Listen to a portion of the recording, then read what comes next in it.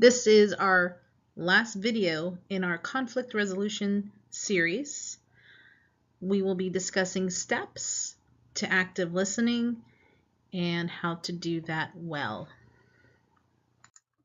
Now, maybe you're asking yourself, why is Miss Russo talking about listening so much and how to listen when we're really trying to talk about conflict resolution? Well, because if you remember from Monday in the conflict resolution video, we have to know how to manage stress while remaining alert and calm. By staying calm, you can accurately read and interpret verbal and nonverbal communication, which we are discussing in this video. Control your emotions and behavior, so that means that you are listening even though you might be angry with the other person. When you're in control of your emotions, you can communicate your needs without threatening, frightening, or punishing others. Again, that is connected to listening and active listening. Pay attention to the feelings being expressed as well as the spoken words of others. Again, we are talking about listening. Be aware and respectful of differences. We did talk about listening and how not to be judgmental and listening to the other person's point of view. And by avoiding disrespectful words and actions, you can resolve the problem faster. Again, this is all turning back to active listening and becoming a great active listener when there is a conflict. And that way you both can agree to a resolution. After this video lesson, you should be able to know and understand the steps of active listening, which is listening, verbal and nonverbal communication, questioning, asking questions, what kind of questions to ask when listening to others, reflect and paraphrase. This is really showing the person that you have empathy, and how to come to an agreement. Step one to being a great active listener is to listen. You're listening to feelings as well as words. That means the words that are coming out of the other person's mouth.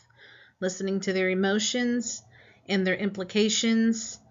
That's nonverbal communication. You want to focus on the speaker. Don't plan, speak, or get distracted. We talked about that in the previous video. What is the speaker talking about? What topic? Who's the speaker, the listener, the others? What are they saying? So you're going to ask questions to get more information to that speaker. Look at the speaker and use verbal and nonverbal encouragers. And we're going to talk more about that in just one moment. Verbal and nonverbal encouragers. It is opening the door to good conversation. It shows that you have interest, but it must be done sincerely without judgment. So we have verbal and nonverbal encouragers and nonverbal behaviors and what those look like. So when you're talking with someone and you want to give them a verbal encouragement, well, why do you want to do that? Because it conveys interest and it keeps the person talking. It will concentrate attention upon the speaker. You don't want to agree or disagree. Use non-committal words in a positive tone of voice. Repeat one or two words of the person's previous statement. Be aware of your own body language. And use varying voice intonations, which I have tried to do in these videos along the way so that it keeps you interested. All right, so you probably are wondering, what the heck is Miss Russo talking about? What kind of words do I need to say to encourage people? Well, they're very small, but it really means a great deal to the person when you say these kind of things. So when someone is speaking, you want to use a varying voice and you want to use these words. You want to say, oh, I see. Right. Mm-hmm. Okay. Sure. Yeah. Yes. Wow. Really? Okay. So that is an example of just some small, brief words that are offering encouragement to the speaker. And then here's a little comic strip, and the wife is saying something to the husband there. You can stop saying, uh-huh. I stopped talking to you like an hour ago. So that's an example of an inactive listener, I would have to say. Let's talk about nonverbal encouragement.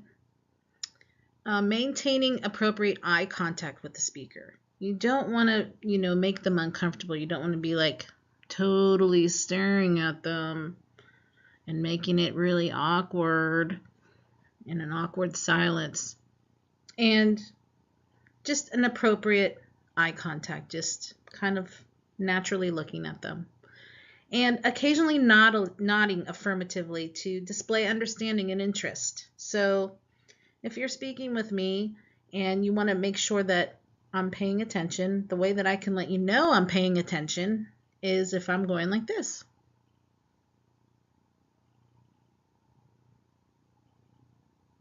Do I have to do it the whole time? No, I don't have to do it the whole time. But you want to give an indicator to the speaker that you are actually paying attention. Some other forms of nonverbal communication is touch, like a touch on the shoulder that lets somebody know that you're listening.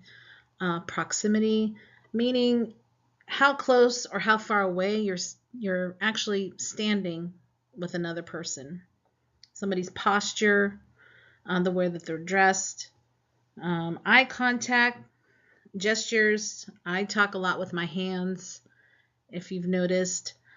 Facial expressions. Oh my gosh, I have a lot of facial expressions that you've probably seen on these videos. But that lets the other person know that you're listening. And the use of silence. It's okay to have a pause when you are speaking with someone. That's perfectly fine.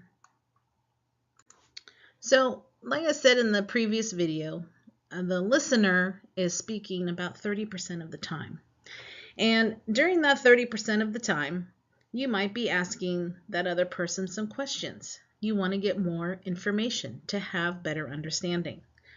And when you have better understanding, you have a better chance of resolving an issue.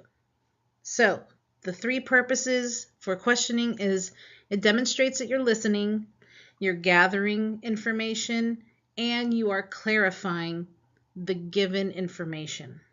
So when you ask someone questions, you're showing interest, you encourage more explanation, you keep the person talking, but you don't want to ask too many questions, okay?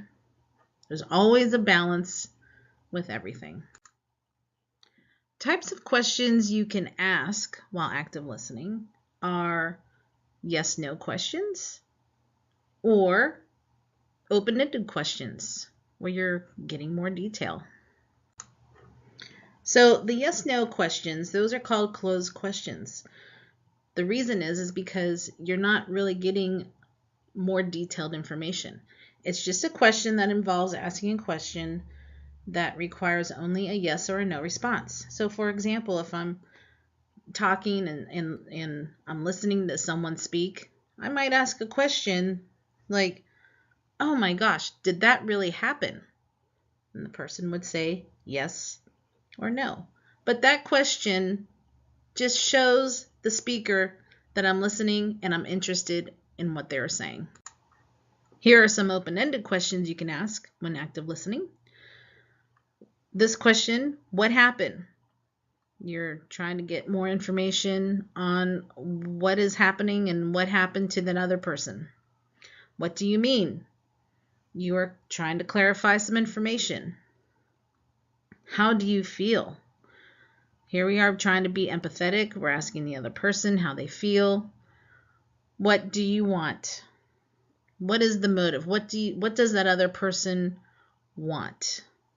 And what will you do? What is the action? What is the overall ending of whatever the person is saying? Some other questioning tips. Avoid asking multiple questions at once. Let's just go one at a time. Generally, it's best to start with an open question, not a yes/no question. Best questions are short, clear, and objective, meaning they have a purpose. Ask questions in logical order. Allow for quiet thinking time. And limit why questions. And you don't want to say, well, why is this happening? Why are you feeling this way? Those are the questions you don't want to ask, because they may not know the answer at that point. Step 3 for active listening is to reflect and paraphrase. So you're going to reflect and paraphrase what the other person is saying. We have reflecting, reframing, paraphrasing, acknowledging, and summarizing. This is the steps to reflect and paraphrasing so that there are no misunderstandings. So reflecting, you're going to reflect what is said in your own words, and you're going to reflect feelings, what you think the other person might be feeling. Reflecting feelings, what do I mean by that? So someone may say, if you ask somebody, are you okay? They might say to you, don't worry, I'm fine. And maybe in the back of your brain there, you're thinking, no, I don't think that's true. So instead of walking away, you might want to reflect the feelings and say, you say you're okay, but by the tone of your voice, it seems like you're upset. Is that correct? You're showing interest. You're reflecting feelings. You are not pushing their nonverbal communication aside. You're acknowledging it. Here's another way of looking at it. Act like a mirror and reflect feelings that you see and hear.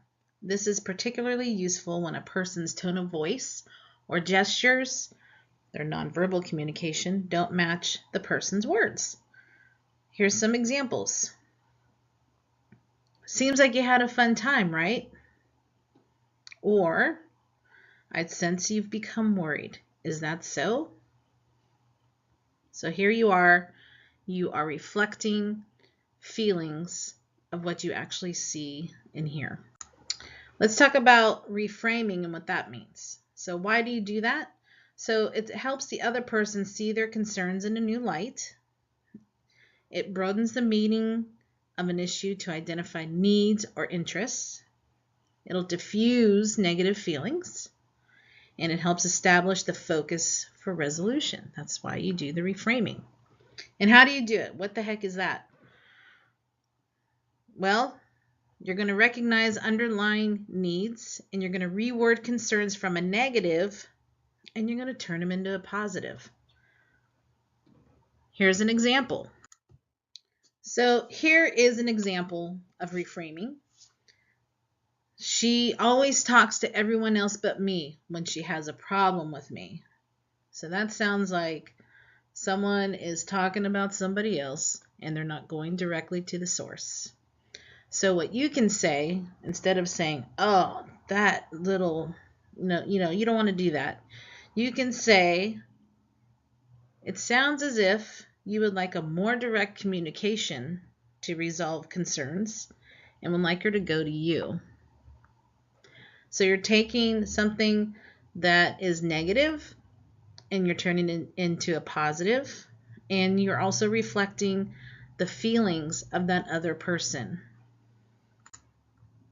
Paraphrasing, you may have heard this word before. It's rephrasing something in your own words. So if you are speaking with someone and you're actively listening, and maybe somebody is upset and you're trying to calm it down, you might want to paraphrase what the speaker said in a more calm, positive way. Here's an example. Let's see if I got this right.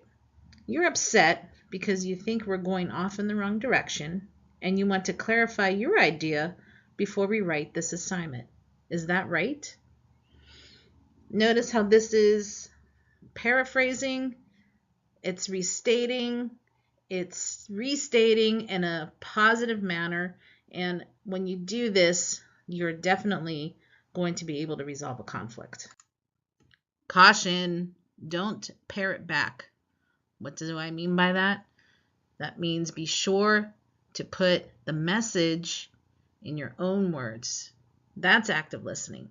Parrot back means that you're just literally stating exactly what the speaker said, and that is not paraphrasing.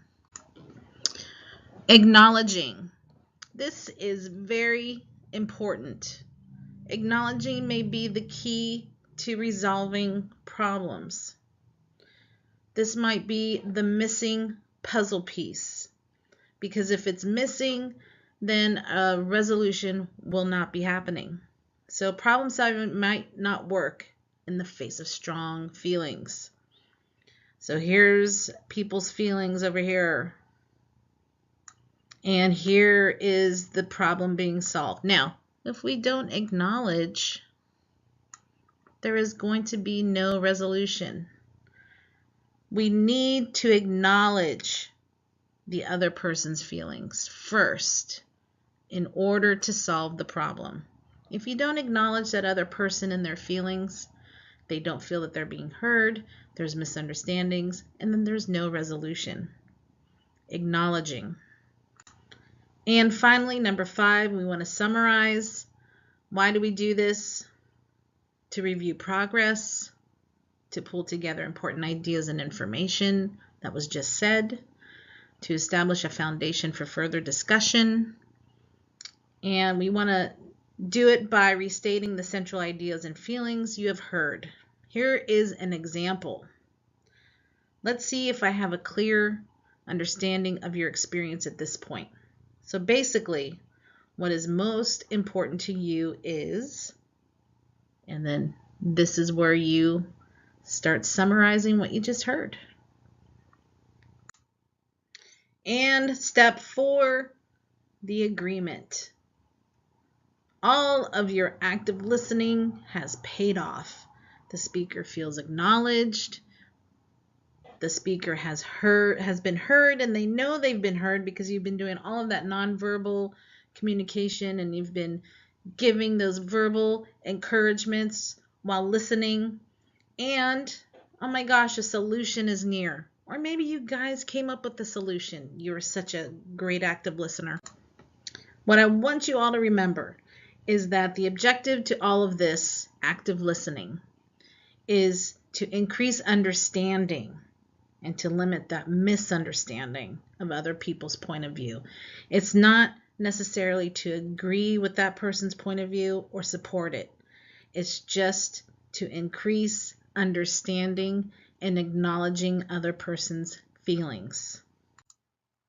Okay, you active listeners, you're going to all be wonderful active listeners. I can feel it because you're going to be there. That means you're going to be present. You're going to be acknowledging people. You're going to listen carefully to the person. You're going to accept the person and their feelings and acknowledge them. You're going to stay with the person's point of view and try to get a better understanding of it. And you're going to trust the person enough to keep out of it. What I mean is that maybe sometimes you don't have to actually be part of the conflict. That person might just need you to listen. Does that make sense? Hey, are you a good listener? I don't know. We're going to find out. I'm going to post these questions for you to answer. They're pretty much yes/no questions. And it's just a little quiz for you to reflect and think about, are you really a good listener? Can you be a better listener? And I hope that you all do. And I hope that you apply these skills in the workplace, when you have a career, and in your own personal relationships, because you really will have a better understanding of others if you do. Thank you, and I will talk to you all soon.